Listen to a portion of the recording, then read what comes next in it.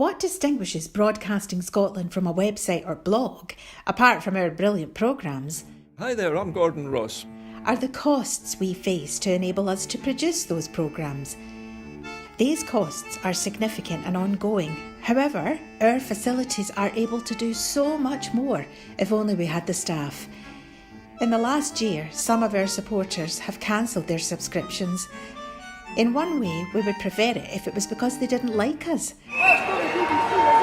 rather than it being because of the financial pressures which we are all under because of COVID. The really positive outcome of our fundraiser is that at a time of economic challenge in Scotland, we will use your donations to create jobs and in a small way contribute to improving the Scottish economy. If you want us to be Scotland's independent broadcaster, able to provide an alternative mainstream television platform, then please support us. Scotland is going to be an independent country. Just imagine what we could do if we had even 1% of the BBC Scotland channel's budget. Imagine. And then please consider turning your imagination into reality. Please support us if you can afford it.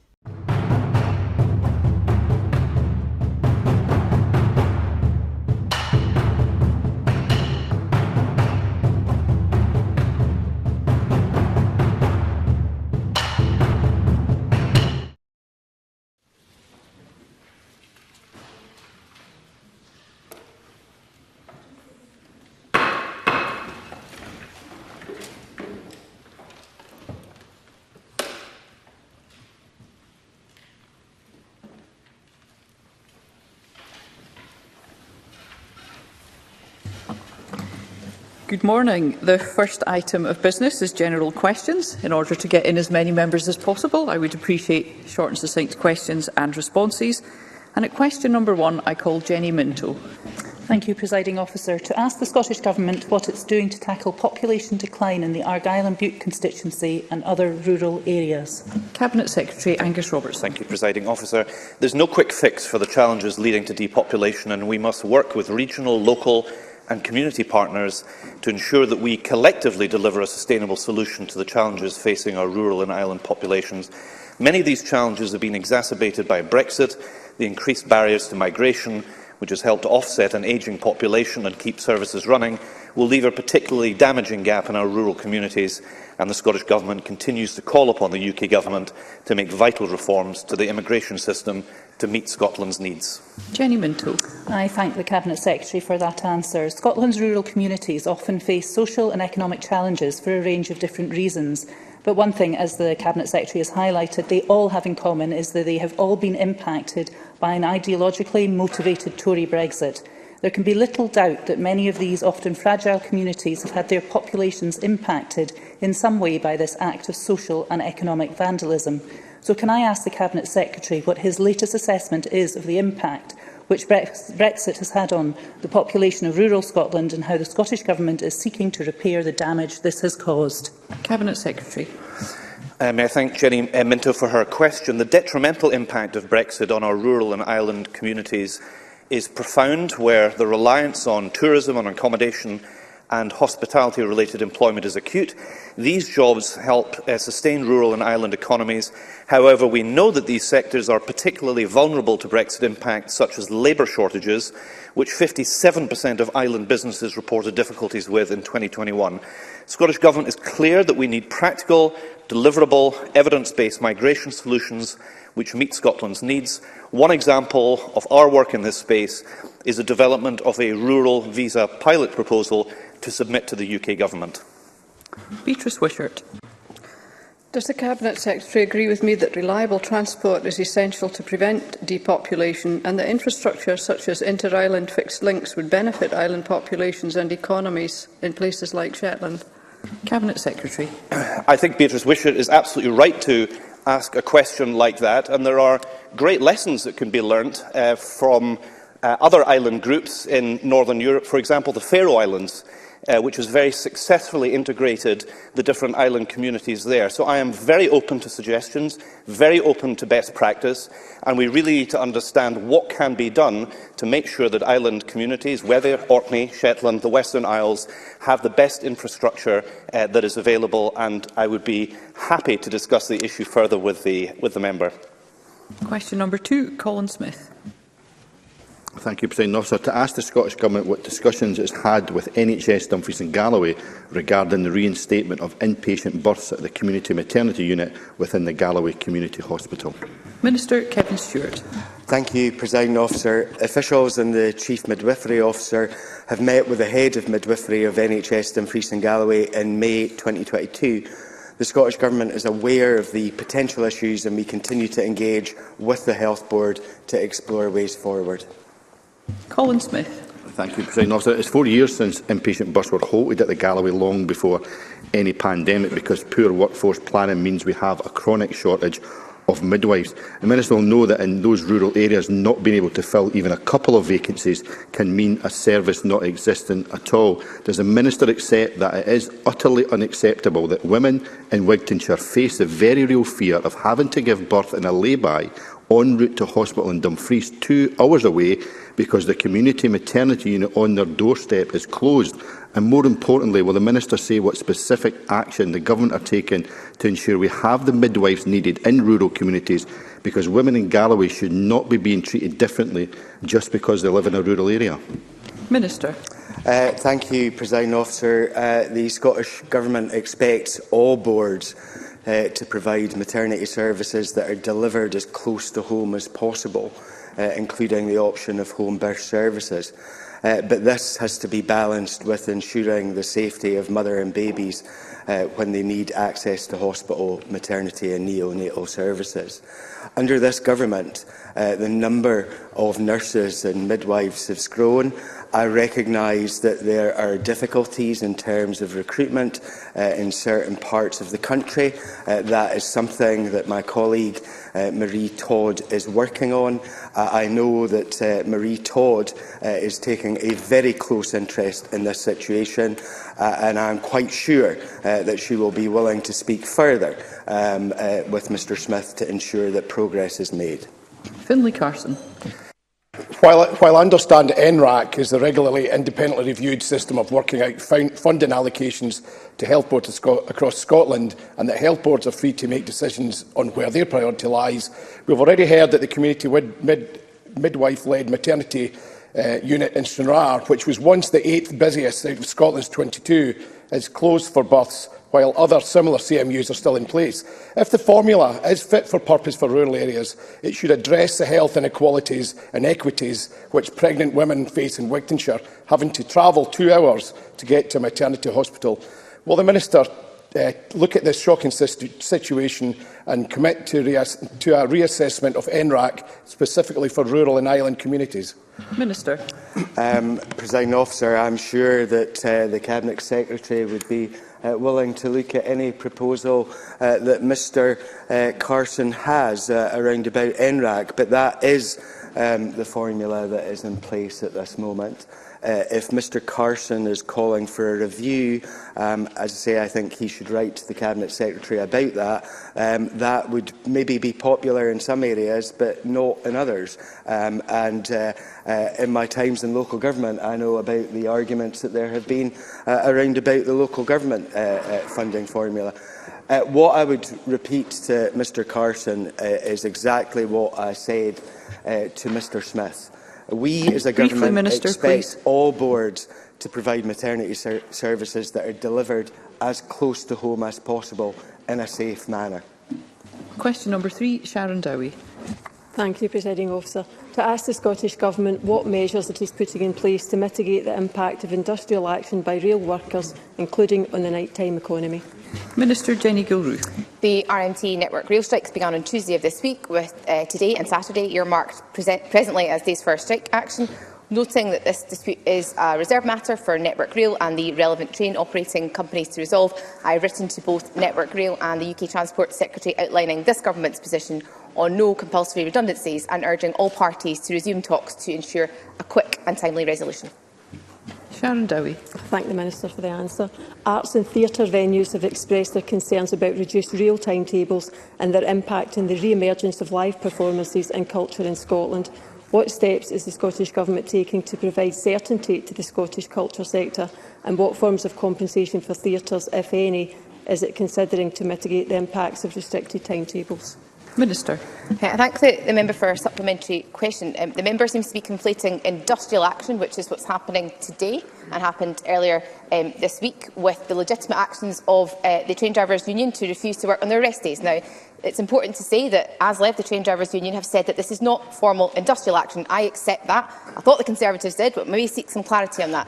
In relation to the position we have in ScotRail, though, of course, we are running at this moment in time a reduced timetable. I'm hopeful we'll be able to reintroduce the former full timetable in the coming weeks. In relation to some of the cultural impacts, the member will recall I served previously in government as a culture minister. I recognise this has been a deeply challenging time for our theatres and more broadly for the culture sector, who had to contend with, of course, the imposition of pandemic restrictions until quite far into last year. The government sought to support the culture sector, I have to say, and provided additionality that the UK government did not provide in terms of the funding available. In relation to the work that will have been undertaken by the relevant minister on this, though, I would probably defer to Mr Gray to answer the specifics of the member's question, but I am quite sure that Mr Gray will have been meeting very regularly with the Events Industry and Advisory Group, as I did throughout the pandemic, to ensure that we have put in place that additional support that is required to help the culture sector in this really challenging time. Siobhan Brown. Thank you, Presiding Officer. The dispute between the UK Government's Network Rail and RMT is having an enormous impact on Scotland. While the Tories are clearly continuing this dispute for political and ideological purposes, I note that Mick Hogg recently told the Nine, and I quote, "Perhaps the UK Government should take a feather out of the Scottish Government's hat and propose 5% along with a 5-year no compulsory redundancy agreement." In Scotland, we recognise the valuable role the trade unions play in our industrial relations, but it's clear that the Tories would use this dispute to weaken the role of the unions. Can I ask the Minister what discussions have taken place with the UK Government regarding the impact of the ideological dispute on Scotland? Minister. I thank the member for her question. I fully agree with the member. In relation to the engagement with the UK Government, I have to say there were planned meetings that were scheduled to take place between devolved governments and the UK Government on Monday. Those were cancelled at short notice. I was meant to meet with Wendy Morton, the Rail Minister, on Wednesday. That meeting was also cancelled at short notice. So I have to say to the member, despite repeated representations from myself to Grant Shapps, there has been limited consultation between the UK Government and this Government, and that is deeply regrettable because, of course, at this moment in time, Network Rail remains reserved. Yet another reason we need full devolution of Scotland's rail services back to Scotland. Absolutely. Question number 4, Alex Rowley. Presiding Officer, to ask the Scottish Government what progress is making to address the reported recruitment and retention problems in the delivery of care at home. Minister Kevin Stewart. Thank you, Presiding Officer, and I thank Mr Rowley for raising this important issue. The social care workforce have experienced unprecedented challenge during the pandemic. The Scottish Government are committed to supporting social care providers to recruit and retain a skilled and fulfilled workforce. My officials are working with local DWP job centres to host a number of jobs fairs across Scotland. We have also approved funding to extend the Mice Job Scotland recruitment website until September of this year. Our most recent recruitment campaign, which ran during the winter, targeted a younger audience using social media. The data that we have received following evaluation of the campaign indicates that there were increased rates of young people entering the sector, which we will continue to encourage through work to improve career pathways. I'd like to reiterate that we are fully committed to improving the experience of the social care workforce, including improving pay and conditions. And from April this year, we have provided funding to deliver a £10.50 minimum wage for adult social care staff and commissioned services. Alex Rowley. I thank the Minister for that answer. When the Government launched its National Care Service Bill on Tuesday, I noted that Fiona Colley, the Carers Scotland, said there needs to be actions in the interim to actually make the changes that are needed. For example, investment in social care, investment in breaks for carers, investment in the people who deliver social care. There's huge pressure on health and social care, and those pressures are falling on carers. And unless we do something now, we cannot wait 5 years for the bill to go through. Does the Minister accept the unequal treatment of care workers is key to the problems that we have in recruitment and retention? And the only way we're going to address that is to put resources in now and start to treat care workers properly. Otherwise, this problem is just going to get worse and worse. Minister. Presiding Officer, I agree with Fiona Colley and with Mr Rowley that we cannot wait until the National Care Service to resolve some of the issues that are at play at this moment in time. And that is why the Government has paid for 2 pay rises in the last year, an increase of 12.9%. Mr Rowley pointed out in his question the rights to breaks, which is built into the NCS, but we cannot wait for that, and that's why we have put additional money in this financial year into breaks for unpaid carers, because that is the right thing to do. And we will continue to cooperate with partners, including in COSLA, to ensure that we get this right as we move forward, and we will not wait until NCS comes into play. Question number 5, Fiona Hislop. To ask the Scottish Government if it will provide an update on their hydrogen plan. Cabinet Secretary Michael Matheson. We will publish our updated Hydrogen Action Plan later this year, following the publication of the draft Hydrogen Plan in November 2021. We undertook a 10-week consultation process to allow comment. This feedback has been reviewed and is informing work currently underway to review and update the Hydrogen Action Plan. Fiona Hislop. The Government's draft hydrogen plan has good intentions, and with the energy market making green hydrogen potentially more attractive, and with other countries now investing and deploying hydrogen electrolysers, what Scottish companies are the Government supporting in order to see the step change needed to grow the industrial base and to develop the hydrogen production we will need for domestic use and for export as part of the energy mix to deliver net zero? Cabinet Secretary. Thank you, Presiding Officer. Well, we do have a strong track record in supporting a range of hydrogen demonstration projects across the country. From the £7 million we're investing in the SGN H100 hydrogen heat network in Fife, and the Aberdeen hydrogen bus fleet, and also the Surf and Tough programme, which has been taken forward by EMAC on Orkney. And alongside that, we've also committed to investing £100 million as part of our Hydrogen Action Plan. What I can assure the member is that we've got ongoing discussions with a range of companies who are engaged in the hydrogen sector and who are interested in developing hydrogen production facilities here in Scotland. And later this year, we'll be hosting a hydrogen supply chain event here in Edinburgh to bring together companies in Scotland who are interested or working in the hydrogen sector. Question number 6, Jim Fairley. Thank you, Presiding Officer. I'd like to ask the Scottish Government what work it is undertaking to ensure there is a suitable and sustainable EV charging network in place across Scotland. Minister Jenni Gilruth. Scotland has the most comprehensive public charging network in the UK outside of London, with close to 3,000 public charge points, of which at least 740 are rapid chargers. Our focus is on growing the network so that it works seamlessly wherever you live or need to get to. Our priorities are threefold: encouraging commercial investment through our new £60 million electric vehicle infrastructure programme, introducing regulations on charge point installation in new buildings, on developments, and working with communities and designers to make charging as simple and reliable as visiting your local filling station is. Jim Fairley. I'd like to thank the Minister for that answer. One of the key things I'm hearing from electric vehicle users in my constituency is that we need more EV charging points, and that we need to make sure the existing ones are reliable. Can the Minister explain how the Electric Vehicle Infrastructure Fund will help increase the number of charging points in my constituency? Minister. So our new fund will at least double the number of charge points over the next few years, and for constituencies such as Perthshire South and Kinrossshire, our focus is on working with commercial providers so that investments target gaps in the network, not just areas of high traffic. And in that regard, I think it's also true to say that we'll require to leverage private investment to support some of this work, but we also need to work with our local authority partners to make sure that this works. And Funding is, of course, available to all 32 councils, including the council in Mr Fairley's area, and in relation to developing the EV charging strategies and also those infrastructure plans. As Mr Fairley is correct to point out, reliability is front and centre of people's minds when they are considering the switch to an electric car or a van. And while the reliability of the Charge Place Scotland network is typically high, I know that any unavailable charge point is a source of frustration and it can be an inconvenience too. As we roll out our new fund, though, we will work with providers to deliver a network that works for everyone whenever they need it. Question number 7, Finlay Carson. To ask the Scottish Government how it will address the reported shortage of nurses in rural areas.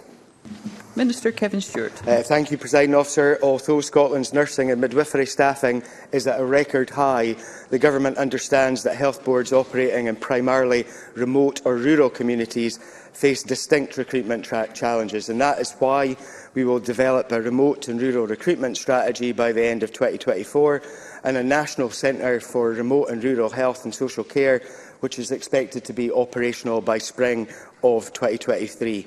This will support employers to ensure that the health and social care needs of people who live in remote and rural communities are met. Finlay Carson. I thank the Minister for his response. The latest figures show the number of unfilled nursing posts continues to grow, putting pressure on already overworked and exhausted staff. In Dumfries and Galloway, we have a 14% vacancy rate in paediatrics, 14% vacancies in school nursing, and a 10% vacancy over the national figure for mental health nursing. Is the Minister aware of the huge impact it is having on Dumfries and Galloway Royal Infirmary, which is currently cancelling more operations that are going ahead because of staff shortages, and families of patients in one specialist ward being asked to help out with basic care such as feeding them, and the situation where one single registered nurse is being left alone in charge of an entire adult mental health ward? Can the Minister tell me what urgent action he is going to take to address these issues? Minister. Presiding Officer, the Government will continue to invest in recruitment and retention of healthcare staff, including nurses in remote and rural locations. And what we're doing includes a record £11 million in the lifetime of this Parliament to support further international recruitment. And we have also doubled the number of funded training places in nursing and midwifery over the last 10 years. And if we take Mr Carson's area in NHS Dumfries and Galloway, since this Government came to power, staff levels are up 19.1%, or 633.3 whole-time equivalents, and qualified nurses and midwives in Dumfries and Galloway are up 11.3%, or 131.9 whole-time equivalents, much greater than that south of the border where the Tories are in power. Thank you. That concludes general questions. Before we move on to First Minister's questions, I invite members to join me in welcoming to the gallery the Honourable Nathan Cooper MLA, Speaker of the Legislative Assembly of Alberta.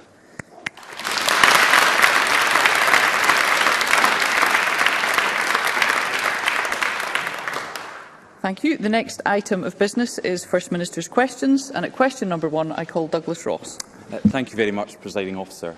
First Minister, do you agree that every victim of sexual harassment should be fully supported? First Minister. Yes, I do. I believe that very strongly, and when any victim of sexual harassment considers that hasn't been the case, then whatever organisation is involved should reflect very seriously on that and make any necessary changes. That's how I intend to proceed as far as any issues relating to the SNP are involved here. Douglas Ross. If everything the First Minister has just said is true, and she really believes that victims of sexual harassment should be fully supported, why is Patrick Grady, one of her MPs who has been found guilty of sexual harassment, still got the backing of the First Minister?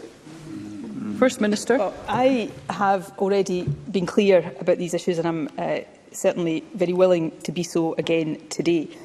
Patrick Grady's behaviour was wrong. I have said this before. I will repeat it. I am very sorry that a member of the Westminster SNP group staff was subjected to an unwanted sexual advance.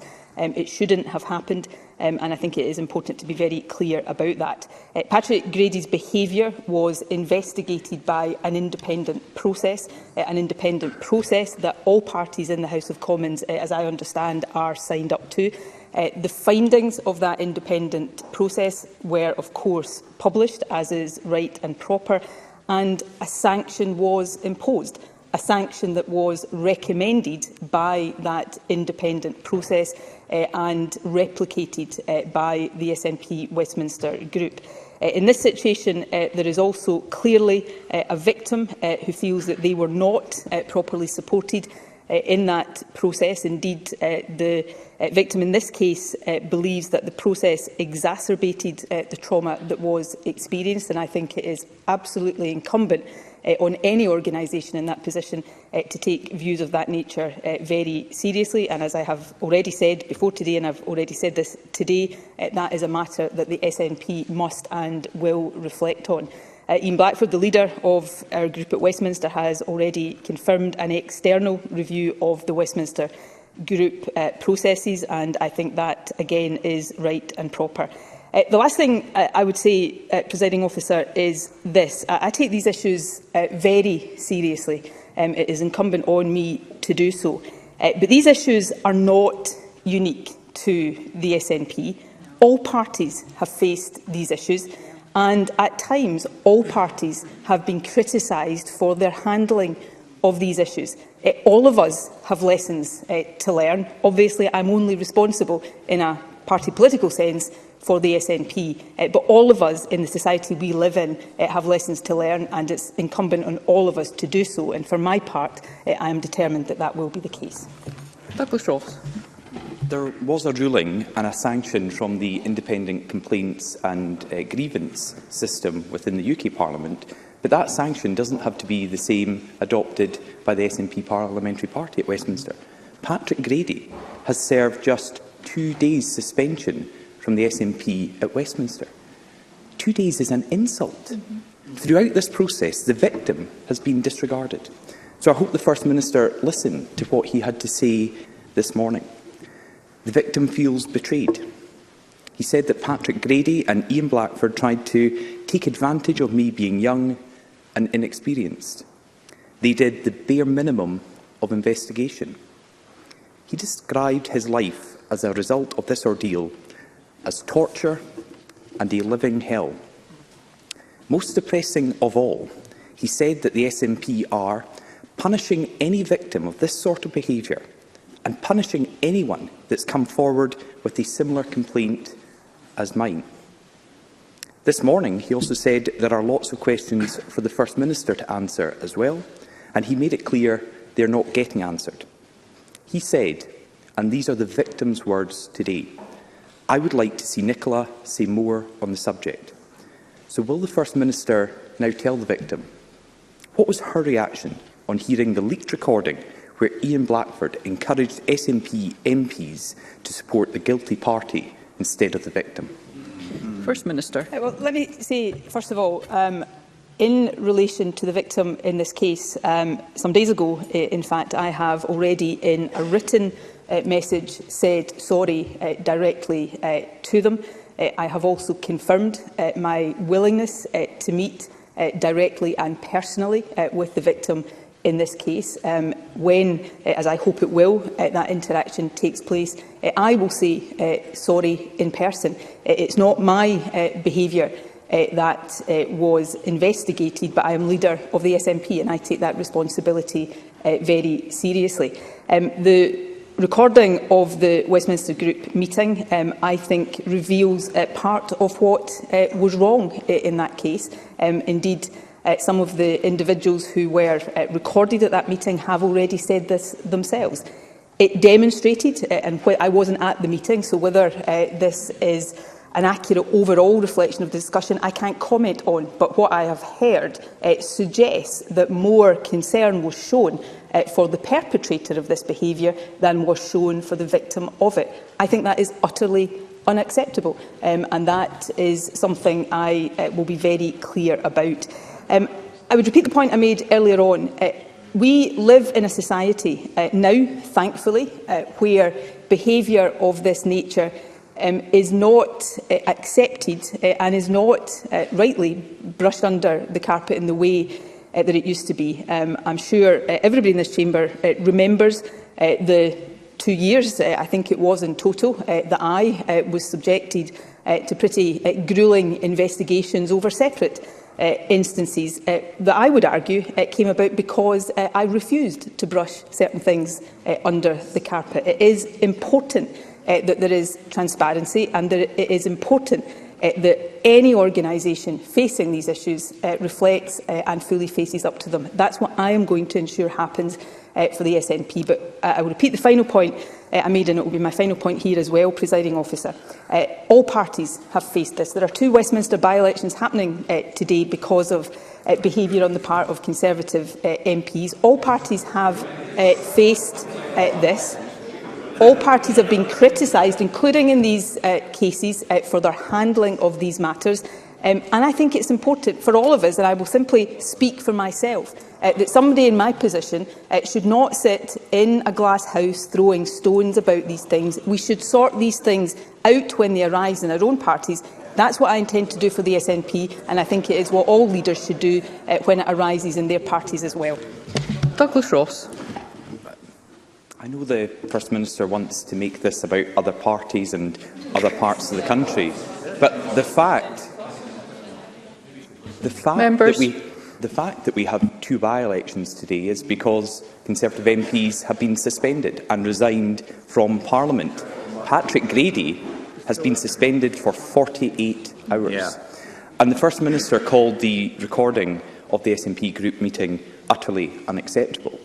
But that has been public for almost a week, and this is the first we are hearing from the First Minister about it. And her apology will be welcome, but the victim this morning rejected Ian Blackford's apology. He called it a cop-out and a publicity stunt. The victim said that Ian Blackford has only apologised to protect his own position. Again, quoting the victim directly, he said this: "It seems like the SNP under Ian Blackford at Westminster hasn't learned a thing, and they're still trying to close ranks and discredit the victim by not really addressing any of the issues." He added, "Nobody can really seriously believe they're going to make improvements to the procedure as long as Ian Blackford is still in post." The First Minister has to answer that charge. And this is a deep systemic problem in the governing party here in Scotland, and it is an all too familiar tale.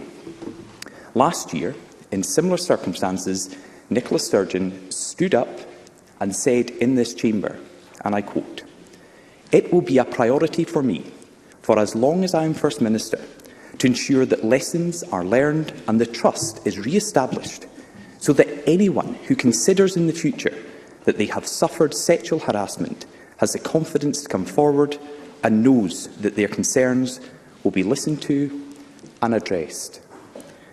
First Minister, listening to your own words from a year ago and the victim's words today, isn't it the case that no lessons have been learned? First Minister. No, that's not the case, and I stand by every single word that has just been quoted. So obviously the issue we're discussing today, the particular issue we're discussing today, is not a Scottish Government issue, it's an SNP issue. But in the Scottish Government we have a new complaints process in place that was put in place after very elaborate consultation with trade unions to ensure that we have a process in place that people do have confidence in and feel that they are able to use. It's important that we reflect on this situation to ensure that if there are changes needing to be made to the process, these changes are made. In terms of sanction, as I said, an independent process investigated this in detail and recommended the sanction that it considered was appropriate in this case. That's an independent process that all parties are signed up to, and I think all parties should respect. The last point, Presiding Officer, I would make is this. Douglas Ross will characterise what I say in whatever way he chooses. That is up to him. But I think people listening will hear me take these issues extremely seriously. I don't think they will have heard me try to make it all about other parties, but what they will have heard me say is something that I think all of us should reflect on, because if I was standing here saying the SNP's got no issues here, it's all about the Conservatives or Labour, I would be showing that I did not understand the systemic nature of these issues.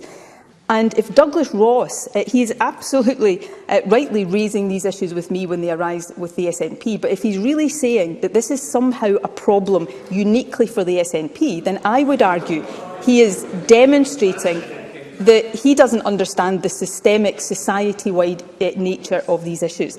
So I will take these issues very seriously whenever it is the Scottish Government or the SNP that is accused of having people that have behaved inappropriately. As I said a moment ago, I went through some of the most difficult times of my whole time in politics because I wasn't prepared to have allegations made against somebody who had been very close to me simply swept under the carpet. It's really important that all of us face up to this. For my part, I will, and I would encourage everybody else to do likewise. Question number 2, Anna Sarwar. Last week, an investigation in the UK Parliament was made public, and it concluded that a senior SNP MP was guilty of making an unwanted sexual advance to a teenage member of staff. Now, the First Minister, in response to Douglas Ross, has just said that it was right that those investigations were published and it was right and proper. Over a month ago, I asked the First Minister to make public the outcome of investigations against ministers in her own government. She refused, instead claiming that it couldn't be revealed due to GDPR. This despite the SNP rightly demanding the publication of investigations against Priti Patel. The investigations of that were made public. The outcome of the investigation into Patrick Grady was made public by the UK Parliament. Why won't the First Minister make public outcomes of investigations by the Scottish Government into the conduct of Scottish ministers? Or don't the Scottish people deserve the same transparency? First Minister. Yes, I do think people deserve transparency, and I'm actually grateful to Anna Sarwar for raising this, because it gives me the opportunity to update on what I said when he last raised this issue with me. What I said in the Chamber then is true. It is absolutely the case that we are limited in terms of what we can publish by legal requirements, data protection and confidentiality issues. That is not a situation that I am comfortable with. I wasn't comfortable with it, as probably people could see when I answered these questions before the last time I was asked about it. Therefore, as a result of that, I sought further advice. I asked for advice on whether in future there would be ways of making it possible for us to report publicly the outcome of complaints involving ministers, and if there was a way of doing that without breaching the legal requirements that I have referred to. The advice I have now only very recently had is that while we cannot apply this retrospectively, there is a way to do that in relation to future complaints. So I can confirm to the Chamber that will involve changes to the Ministerial Code and probably also to the complaints procedure that is in place, but work is now underway to make the necessary changes to facilitate that happening in future. Anna Sarwar. Well, look, I welcome that response from the First Minister, but it's convenient that that response talks about future investigations and not previous investigations. And let's take the advice of Nick McKerrow, the law lecturer at Glasgow University, who said in response to this, as public officials, ministers would expect all their activity and decisions to be open to scrutiny. Even in the realm of employment law, this would be the case. Clearly, legal experts, and the First Minister has a law degree, used to be a solicitor, she should know this. Even legal experts believe there is not a case to hide behind GDPR here. No one is asking to publish personal details of the victim, but it's perfectly reasonable to ask the Scottish Government to make clear the outcome of investigations against Scottish ministers. Because a pattern has emerged when it comes to the SNP. Close ranks, do as little as you can, and hope the difficult questions go away. On Sunday, Angus Robertson described an SNP MP making unwanted sexual advances towards a teenager as not career-ending. We heard a leaked recording where SNP MPs were cheering and applauding Ian Blackford's call for them to rally round Patrick Grady. The SNP Chief Whip then threatened legal action against whistleblowers. Support for the perpetrator, no support for the victim. So, First Minister, do you agree with Ian Blackford and your SNP MPs? Do you agree with the words of Angus Robertson? And do you agree with your SNP Chief Whip that it's more important to protect the SNP than to protect the victim? First Minister. Nobody has said that it is more important to protect the SNP than it is to protect the victim. I think I've made my views today very clear that support for victims of sexual harassment must come first. If that doesn't happen, and if a victim feels that they have not been supported, then the obligation is on the organisation, and in this case that is the SNP, to reflect on that, not somehow suggest that it is the victim that is at fault. And I could not be clearer about that. I want to have the conversation directly with the victim in this case to make sure I have got as deep as possible an understanding of exactly the experience in that case, so that I can reflect on what changes are needed. And I do not in any way shy away from that. In relation to the wider issue, I yes, of course, do have a law degree. Not only that, Nick McKerrow and I were in the same class at Glasgow University when we studied law. He obviously has a wealth of expertise, but I, of course, have to rely on the advice that I get as First Minister. That advice in this respect, in terms of retrospective situations, is clear.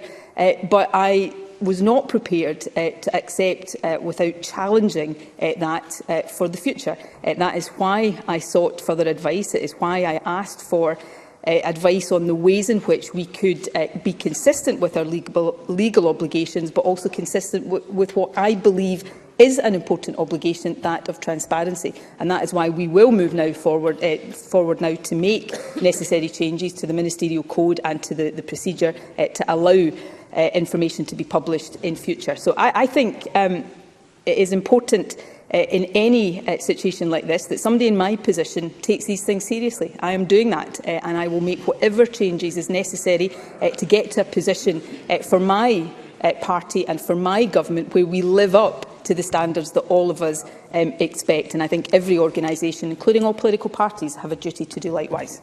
Anna Sarwar. I can only imagine Nicola Sturgeon's response if the Tories were making that same defence of Priti Patel in terms of her allegations as she is making of Scottish ministers here in this Parliament. But going back to the Patrick Grady incident, this incident happened 6 years ago, and only now there's talk of change. In those 6 years, Patrick Grady has been an SNP candidate twice. He's been promoted to Chief Whip and actually led a debate on harassment while being investigated for harassment.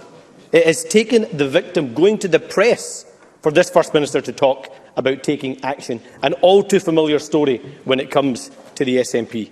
Because, Presiding Officer, after 15 years in government, there is a culture of secrecy and cover-up at the heart of this government. This is a First Minister who is unforgiving when it comes to her opponents or anyone who disagrees with her, but expects forgiveness from everyone else. In 2002, Nicola Sturgeon said of the then government that they've been in power for so long that they no longer think they are accountable to anybody. There could be no better description for this government. Why does Nicola Sturgeon believe it is one standard for her and another standard for everyone else? First Minister. The reality is I don't. And, of course, how long any party remains in government in Scotland, in the UK, in any, most other countries in the world is entirely down to the electorate. That will be true of my government, just as it is for any other government in the UK. In terms of what Anna Sarwar describes as a pattern, I just don't think that in any way is substantiated. I have answered questions in this chamber in other cases where I have been absolutely very clear that I would not brush things under the carpet or be defensive when it came to reflecting on and facing up to changes. I refused to brush things under the carpet when allegations were made about somebody who was closer to me in politics than anybody else had been. I was subjected to rigorous investigations. Many people in this chamber talked about it in terms of being career-ending for me. Would I do anything different? Obviously, I would learn lessons from that process based on everything we know about it. But would I change the judgment I made that it is important not to brush these things under the carpet, that it is important to face up to them? No, I wouldn't. So I'm not going to stand here, and perhaps this is what distinguishes me from some other politicians in some other places. I'm not going to stand here and defend the indefensible. I'm going to say if things are wrong, if things represent failures in processes, then I'm going to take the action to put them right. Just as the Scottish Government did when these issues were raised about the Scottish Government, I will make sure happens with the SNP as well. Question number 3, Alex Cole-Hamilton. Thank you very much, Presiding Officer. To ask the First Minister when the Cabinet will next meet. First Minister. Tuesday. Alex Cole-Hamilton. I'm very grateful for that reply. Presiding Officer, the crisis in our NHS is directly linked to what is going on right now in social care. Top doctors are saying delayed discharges are the worst that they have ever seen. There are currently 1,800 patients well enough to leave hospital, but who can't, in large part because there is no care package to help them home. Presiding Officer, that is the equivalent of all of the patients in Caithness General, Borders General, the Sick Kids, DGRI and Edinburgh Royal Infirmary put together.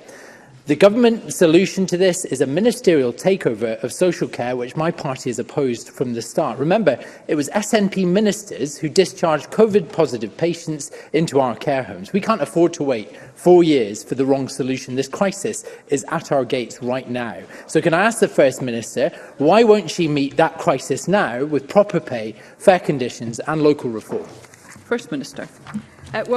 I think it is right to move towards a national care service, and of course this Parliament will scrutinise and debate the legislation that has been put forward. This is about improving the quality of services, it is about improving the consistency of services, and yes, it is about improving the terms and conditions of those who work in our social care sector. But we are not waiting in order to establish a national care service to make these improvements now. So we are already increasing the wages of those who work in the adult social care sector. In April this year, the minimum hourly rate increased. And this represents a 12.9% increase for these workers in just over a year. For a full-time adult social care worker, that represents an uplift of over £1,600 over the course of the financial year. These are minimum rates of pay. Of course, many employers will pay more than these minimums. So on that, we are taking action now. And of course, in the overall funding of social care, we are taking action. We are in the process over this Parliament of increasing funding for social care by 25%. That is in the region of £800 million. And Parliament will scrutinise the legislation for the National Care Service, but let me just read the views of some this week to the publication of that legislation. Carers Scotland's Director, we welcome the publication of this new bill, not least that it sets out in legislation rights for carers. Tommy Whitelaw, National Lead on Caring for Alliance Scotland, really looking forward to the co-design of the National Care Service. The Carers Coalition, the introduction of the right to short breaks is very welcome. Carer Voices, similar comments. So there is broad-based support, I think, for this, but it is important we get the detail right. That's what the parliamentary process is for, but it's also what the co-design process is intended to deliver as well. We'll now move to constituency and general supplementaries, and I call Alistair Allen. Essential infrastructure works are due to start on Uig Harbour this October. Interim arrangements put forward by CalMac would see the removal of all the ferry services to Tarbert and the loss of a third of the capacity to Lochmaddy during the 6-month closure period. Given that there are still a great many unknowns and unresolved issues, what consideration has the Scottish Government given to the option of postponing the works until viable interim arrangements can be put in place? First Minister. I know the Transport Minister is very aware of the concerns that communities have in relation to the planned Uig Harbour closure. This is a project that is ultimately led by Highland Council, but the Transport Minister has agreed, I understand, to meet with Alistair Allen in addition to meeting with the Community Board to discuss what further mitigations we might be able to support. The suggestion to postpone the port closure and delay the completion of works is an option which continues to be considered, but it does come with considerable risks. The clear focus of the project remains the safe and efficient replacement of infrastructure that is life expired, to use the technical term, and improvement of capacity, reliability and resilience of the port at Uig for the longer term benefit of routes to the Western Isles. Sue Webber.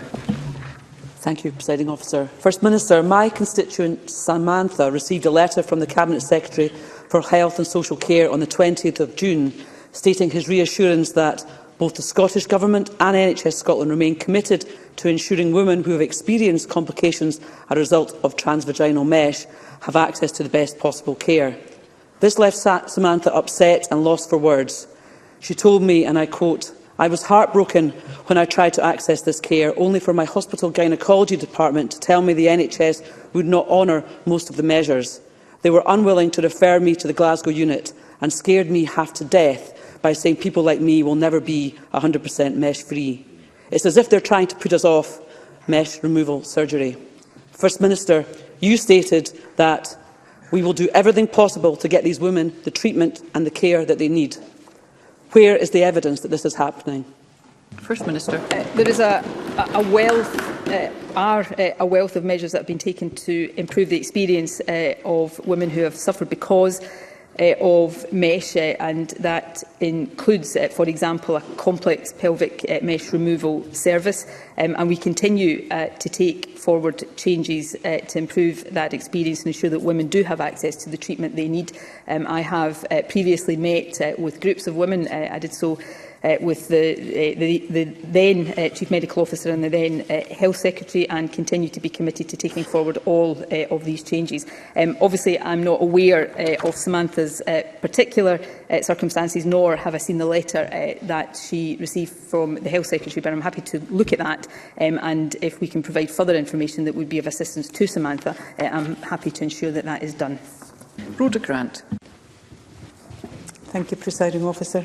The First Minister must agree that it's totally unacceptable for freight capacity to US to be cut by a third during the 6 months when the Uig Harbour is closed for redevelopment. There is a solution. It is possible to put in place a temporary link span during this time. So will she commit to that today to make sure that ferries can operate to their normal timetable while the harbour is being redeveloped? First Minister. I won't repeat everything I've said to Alistair Allen, except to say, firstly, I understand the importance of this issue, and I do understand the concerns that communities have. I'm not going to commit today to a particular solution without the proper consideration that would require and merit. But as I said in my answer to Alistair Allen, any options and solutions that are put forward will be properly considered. That is why the Transport Minister has agreed to meet not just with Alistair Allen but with the Ferry Community Board. So any possible mitigations that the Government might be able to support will be properly considered. And on the specific one that she has put forward, when that consideration has happened, I'm happy to ask the Transport Minister to feed back directly to her. Fiona Hislop. With British Railways in chaos, an RMT representative has referred to Westminster Tory government's intransigence by saying, and I repeat the quote, "Perhaps the UK government should take a feather out of the Scottish government's hat and actually propose a 5% along with a 5-year no compulsory redundancy agreement." Does the First Minister recall that some weeks ago at First Minister's Questions, I warned of the UK Government's deeply damaging approach to industrial relations, and now we learn it is proposing to legislate to allow use of agency workers during a legally balloted strike action? Does the First Minister share my view that this is dangerous Tory ideology designed to inflame rather than resolve this extremely damaging dispute? First Minister. I do recall very well Fiona Hislop warning about the dangers of this dispute escalating if it was not resolved. And of course, people across the UK are paying the price for that right now. They're paying the price for the Tory anti-trade union rhetoric. In fact, the Tory anti-trade unionism, which I completely deprecate. We should respect workers across our economy, we should respect public sector workers, and we should seek to negotiate fair resolutions to disputes, particularly at a time of soaring inflation, inflation being so exacerbated in the UK, of course, by the folly of Brexit. The rail strike that is crippling the UK right now is not the result of a dispute with ScotRail. It is a dispute with Network Rail and with English train operating companies. Therefore, it is entirely a reserved matter. The other thing I remember from a few weeks ago in this chamber, when there was the potential for a ScotRail dispute, Tory MSPs getting up and demanding intervention from this government to resolve it. So let me repeat the call today for the UK Government to start doing their job. Thank you. To get round the table, to bring a resolution to this and to drop their anti-trade unionism and show some respect for workers across the economy. Liam Kerr. I'm very grateful, Presiding Officer. Last week, the Courier's headline, Dundee killer Robbie McIntosh to get parole hearing this summer, related to a murderer who, whilst on home leave from serving a life sentence in 2017, carried out a brutal attempt to murder a random lone female dog walker in Templeton Woods in Dundee. In October 2017, he was sentenced to a lifelong restriction order with a minimum of 5 years before being considered for release on licence. Now we learn this dangerous individual will be given a parole hearing on or around August the 8th, the day after the anniversary of the attack and less than 5 years from sentencing. First Minister, what message does this send to women like the victim of this shocking attack, other than that this government's justice system will not protect you? First Minister. Can I, firstly, before responding to the question, acknowledge again Mrs MacDonald's bravery in continuing to raise these issues. And I know she wants to ensure that all parties learn from this case, and certainly that is what I want to see and I'm determined to see as well. There, of course, was a significant case review into this matter. The Scottish Government and the SPS accepted all of the recommendations for them in that significant case review, and the Scottish Prison Service has taken a range of action already to respond to those recommendations. Home leave for prisoners, obviously I'm not talking about this particular case at the moment, I'm talking about the general situation. Home leave for prisoners is a necessary and accepted part of the rehabilitation process. Prisoners are subject to assessment and review, and rightly so. But where a situation arises that shows that this has not gone in the way that it should have done, it is absolutely vital that lessons are learned. In terms of parole hearing, the sentence imposed following the conviction in any case is a matter for a court, and in turn that determines when someone is sentenced to an order for lifelong restriction, it may be considered for parole under licence conditions. It is then a matter for the Independent Parole Board to consider when and whether an individual can be released. Question number 4, Christine Graham. Thank you very much, Presiding Officer. To ask the First Minister, in light of the increase in COVID-19 cases, what measures the Scottish Government is taking to ensure that everyone eligible for the spring booster vaccine receives it. First Minister. As of 20th of June, 91% of those aged 75 and over and 86% of elderly care home residents have received a 4th dose of the COVID vaccine, the majority of which have been administered as part of the Spring Booster programme. And I want to again express my gratitude to all NHS staff and partners who have helped achieve that uptake. We have been working closely with health boards to encourage uptake and have introduced a range of outreach activities to build trust or remove barriers for people who might not otherwise take up the vaccination offer. These include using mobile outreach units provided by the ambulance service, creating COVID sense posters in multiple languages and formats, and developing a culturally sensitive vaccine explainer video informed by insights from organisations representing different communities. Given the current high number of cases that we are experiencing right now, I would again take the opportunity to urge all those eligible for the vaccine, including from the spring booster, to come forward and get that protection. Christine Graham. I thank the First Minister for a detailed answer, and as someone who's had her spring booster, I would indeed endorse the statement she's made, and especially as we see cases now rising.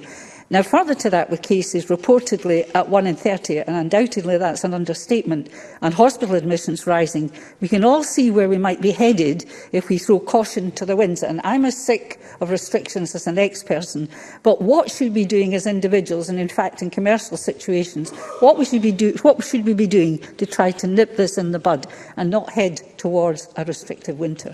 First Minister. Well, we are seeing a rising trend of cases at the moment. We consider that is being driven by the BA4 and BA5 subvariant of Omicron, and it is important that we continue to monitor that, and the Scottish Government will continue to monitor that very closely. None of us want to see a return to restrictions of any nature. We're not at this stage seeing the translation of cases into hospital cases in the way we did at earlier stages of the pandemic, particularly before vaccination, but that does not mean that this illness is mild for everyone. Having recently had COVID, it is a nasty virus and can affect people seriously. So Christine Graham is right to remind us that it is important to continue to take precautions to try to limit the potential for transmission of the virus, and it is important above all, if you are eligible for any dose of the vaccine and you haven't yet had that dose of the vaccine, to get it, because it does provide significant protection against serious illness. Jackie Bailey. COVID cases have been rising, hospital admissions are rising too, and long COVID cases are going up. It is over 6 months since many people have had their third vaccination, including people who are in the shielding category because of their health condition. So protection from vaccination is now waning. Will the First Minister bring forward the autumn vaccination programme to this summer, given that we are facing another wave of COVID infection? And in light of the press conference held by Long COVID Scotland today, what urgent action will she take to improve services and research for the condition? First Minister.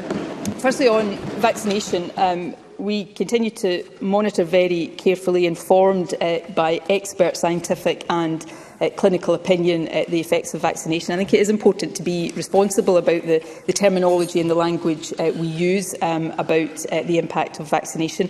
In terms of the timing and the coverage of any vaccination programme or phase of a vaccination programme, and this applies to the autumn campaign, we will continue to be guided by the advice and recommendations of the JCVI. I think that is the responsible thing to do. This government has acted quickly to ensure that recommended vaccination gets to all eligible people as quickly as possible, and we will continue to do that. On long COVID, we are investing this year, of course, to support NHS boards and partners to improve the care and support available for people with long COVID. So, for example, the investment we are making will enable boards to introduce care coordinator roles so that there is a single point of contact for people with long COVID. It will provide extra resource to support person-centred, thorough assessments of the needs of people with long COVID to make sure that they can then be supported to access the most appropriate support for them, and it will provide additional capacity for community rehabilitation services to support people suffering from long COVID with the issues that affect their day-to-day lives. Question number 5, Tess White. Thank you, Presiding Officer. To ask the First Minister what assessment the Scottish Government has made of reports that incidents of bullying in NHS Scotland have risen by nearly 50% in 5 years. First Minister. Bullying is always unacceptable. We want people to have avenues available within health boards to raise any experiences or concerns that they have. That is why a new bullying policy was introduced in 2020 to ensure that more support was available. The Government also commissioned John Sturrock QC to review the culture in NHS Highland in particular. One outcome of that was the establishment of a ministerial working group to examine the issues of culture more broadly. And that is work that happened previously that was impacted, of course, by COVID. However, I can confirm today that we are now developing a new National Leadership Development Programme for Health social work and social care sectors to carry this work on and help foster an open and welcoming and supportive culture in the NHS where all staff are valued and treated with dignity and respect. Tess White. First Minister, in the North East the picture is particularly alarming, with reported cases having tripled in NHS Tayside and doubled in NHS Grampian. These cases will have had a deeply damaging effect on the mental health of staff at a time when recruitment and retention are an endemic issue in our NHS. The First Minister mentions the Sturrock Review. What assessment has been made that lessons from the Sturrock Review into bullying in NHS Highland have been implemented by health boards? And what urgent steps is the Scottish Government taking to ensure that health boards foster an open and tolerant workplace culture going forwards? First Minister. Before I come back again to the very serious issue that is being raised here, let me acknowledge that recruitment is a challenge in the National Health Service, as it is in many parts of our public services and indeed our economy more generally. And one of the reasons that recruitment is such a challenge, of course, and it's appropriate to say this is 6 years to the day since the Brexit referendum, is because of Brexit, the ending of free movement, for example. And these issues should remind us all of that folly, and I hope it particularly reminds Conservatives of that. On the issues in terms of bullying within the National Health Service, we should all be very clear that bullying is unacceptable. It has no place anywhere. It certainly has no place in the National Health Service, and we should unite as politicians to send that message loudly and clearly. In terms of John Sturrock's review of cultural issues in NHS Highland, this goes to the specific question that was raised. The Health Secretary asked all health boards to consider the recommendations, review their internal assurance mechanisms and advise the Government of actions that they have undertaken. We will continue to monitor progress on that closely, and as I said in my original answer, we are also developing a new National Leadership Development Programme that will launch later this year. Edward Mount. Thank you, Presiding Officer. First Minister, in the last Parliament you agreed, or your government agreed, to debate the Sturrock report. You did in fact agree in this Parliament to debate the Sturrock report. Do you think the fact that you hasn't helped this bullying going on in NHS, and that you should now fulfil your promise and provide that time, as you've undertaken twice before? First Minister. I'm certainly happy to consider government time for that. Of course, opposition parties can choose to debate in their time any issue that they want to debate. I think it's important that we have vigorous and robust debate in this Parliament, but I think it is more important or as important on these issues that we ensure the recommendations from John Sturrock's review are actually implemented, which is why the work that I referred to in my earlier answer is so important. These issues do matter. It is vital that everybody who works in a National Health Service has a culture that supports them, not one that in any way allows them to be bullied or intimidated, and John Sturrock's recommendations certainly will help ensure that that is the case. Question number 6, Carol Mockin. Thank you, Presiding Officer. To ask the First Minister when the Scottish Government plans to appoint a women's health champion in light of the appointment of a women's health ambassador for England. First Minister. We will be appointing a women's health champion or ambassador this summer. This will be an important step in the delivery of our Women's Health Plan, which of course was the first Women's Health Plan published by any government in the UK. I understand that the UK Government is still developing its Women's Health Strategy for England and that the Welsh Government has committed to drafting a Women's Health Plan, but that has not yet been done. Through the Scottish Plan, we have prioritised improving services and information for women, including initiating new research on endometriosis, launching a new women's health platform on NHS Inform, and increasing the choices that women have to access contraception at community pharmacies. Carol Mockin. I thank the First Minister for that answer.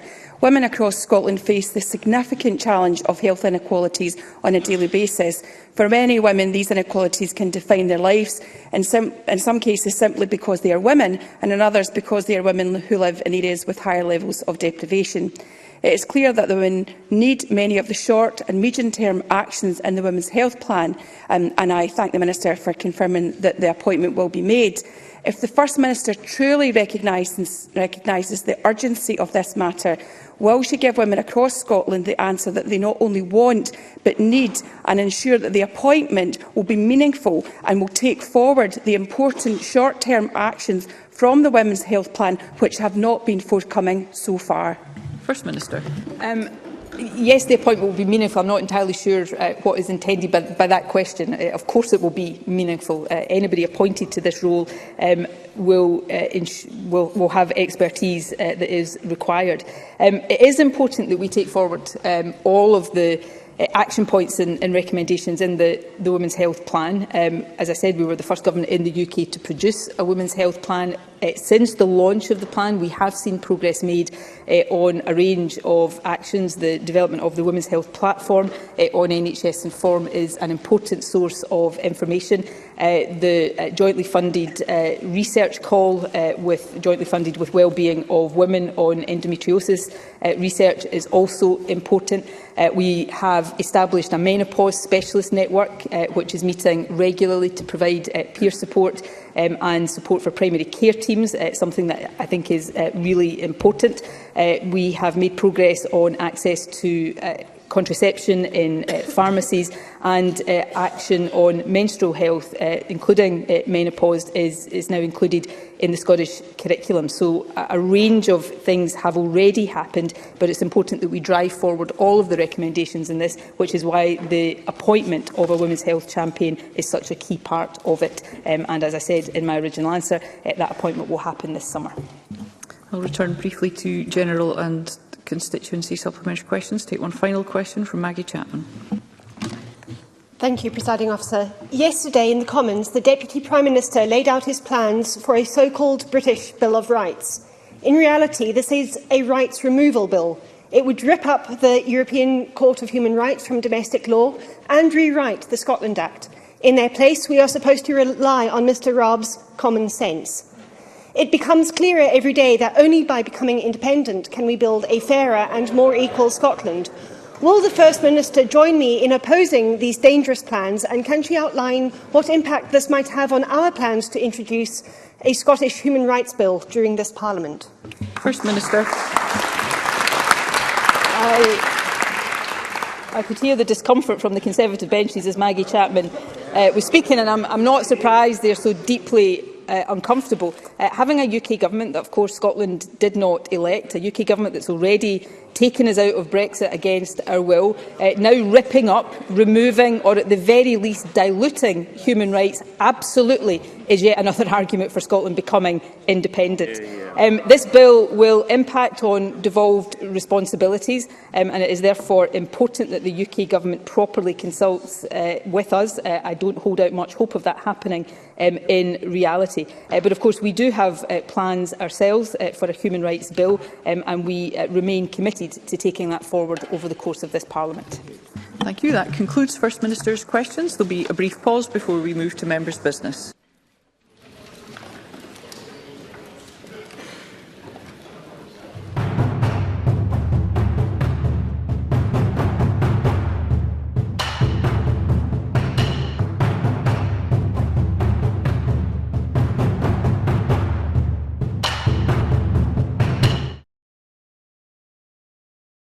What distinguishes Broadcasting Scotland from a website or blog, apart from our brilliant programmes?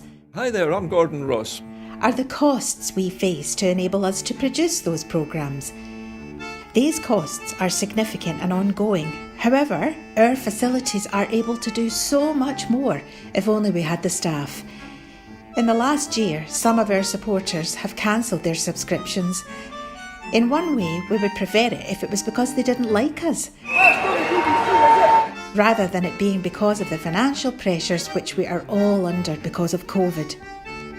The really positive outcome of our fundraiser is that at a time of economic challenge in Scotland, we will use your donations to create jobs and in a small way contribute to improving the Scottish economy. If you want us to be Scotland's independent broadcaster, able to provide an alternative mainstream television platform, then please support us. Scotland is going to be an independent country. Just imagine what we could do if we had even 1% of the BBC Scotland channel's budget. Imagine. And then please consider turning your imagination into reality. Please support us if you can afford it.